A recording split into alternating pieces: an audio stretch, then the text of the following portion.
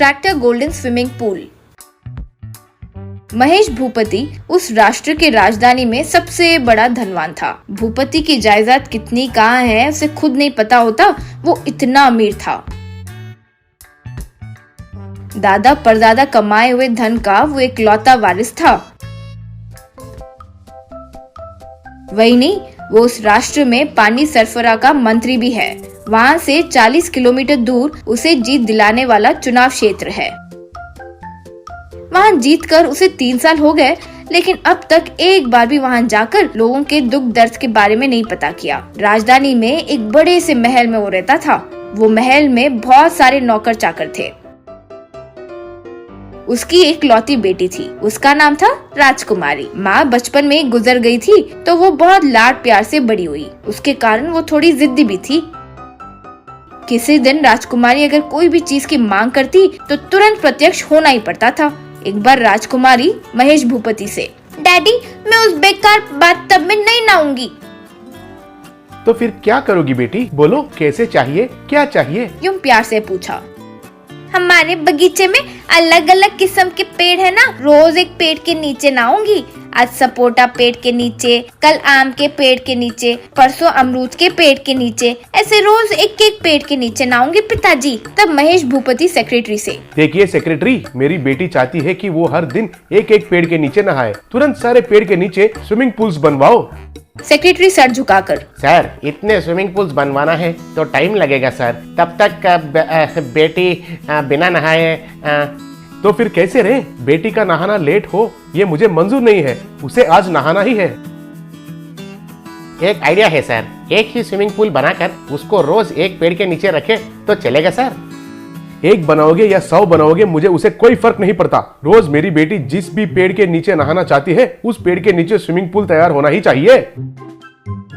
ठीक है सर, लेकिन मेरी एक छोटी सी सलाह है। राजकुमारी जी मामूली स्विमिंग पूल में नहाए तो देखने में अच्छा नहीं होगा सर। इसलिए स्विमिंग पूल को सोने से बनाकर उसे पहिए भी लगा दिए तो रोज उसे जहाँ लेकर जाना है वहाँ लेकर रख सकते हैं सर। आपकी महानता और आपकी बेटी की खुशी के लिए वही सही होगा सर।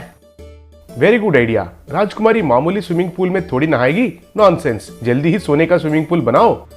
तुरंत राजकुमारी के लिए ट्रैक्टर के साथ जोड़कर एक सोने का स्विमिंग पूल तैयार हुआ।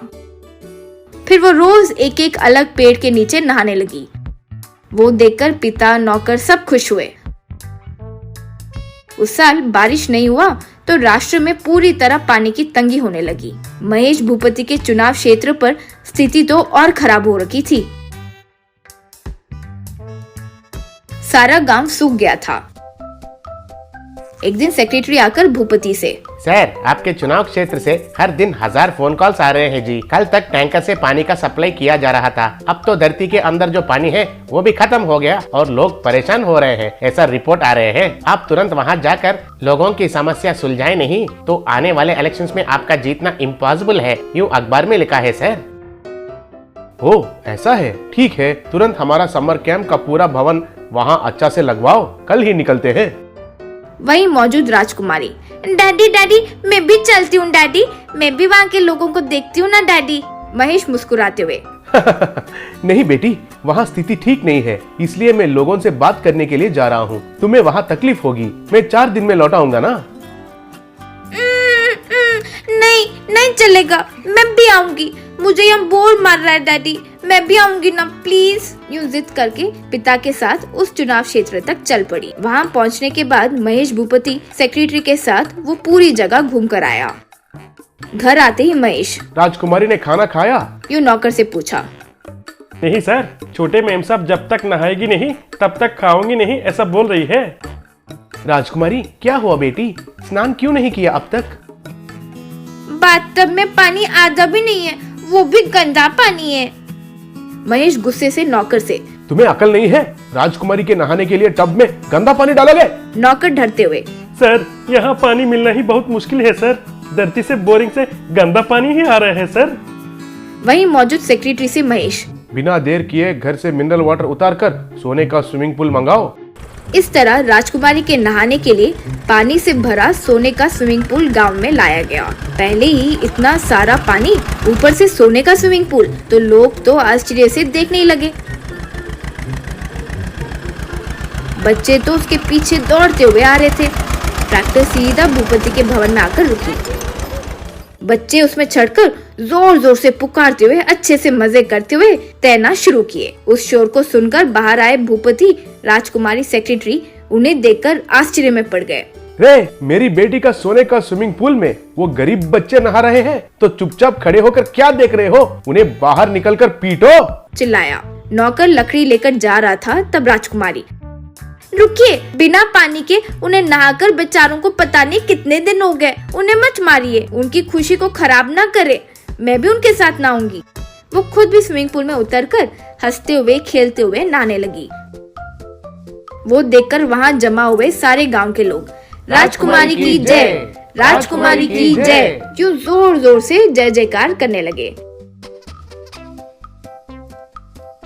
मुझे माफ कीजिए, नाराज होकर उन बच्चों को मारने के लिए कहा। मैं तुरंत अपने सारे चुनाव क्षेत्र में धरती के अंदर 4000 फीट तक बोर डलवाने के लिए पैसे दे रहा हूँ, कहकर सेक्रेटरी से। सेक्रेटरी, कल ही काम शुरू होना चाहिए। वो सुनकर प्रजा खुशी से जय महेश भूपति, जय महेश भूपति क्यों जय जयकार करने लगे। Auto pilot. विक्रमपुर नाम के गांव में जोशी नाम का बच्चा रहता था। वो हमेशा हवाई जहाज खिलौने से खेलता था।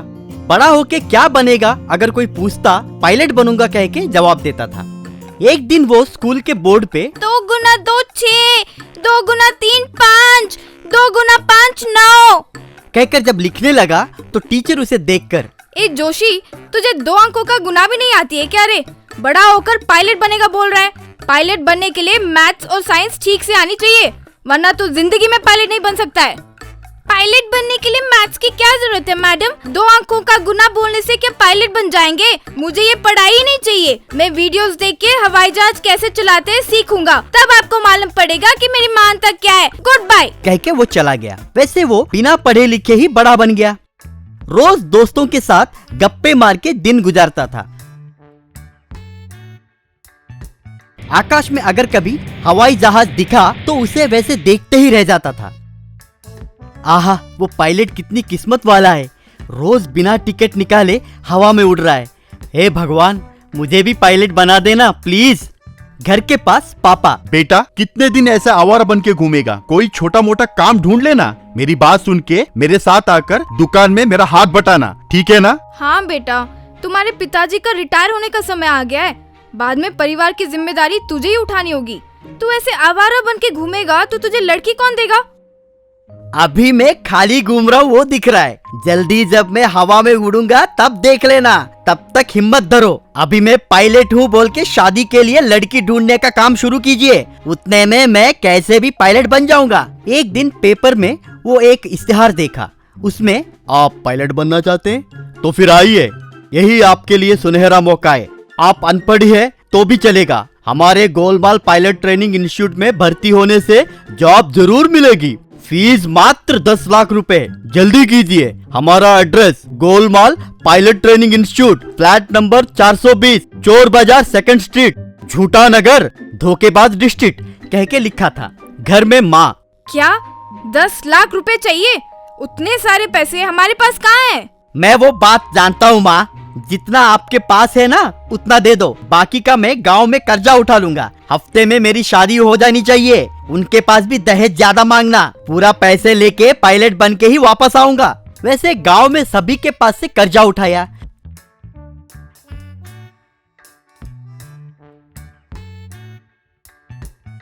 शादी भी किया।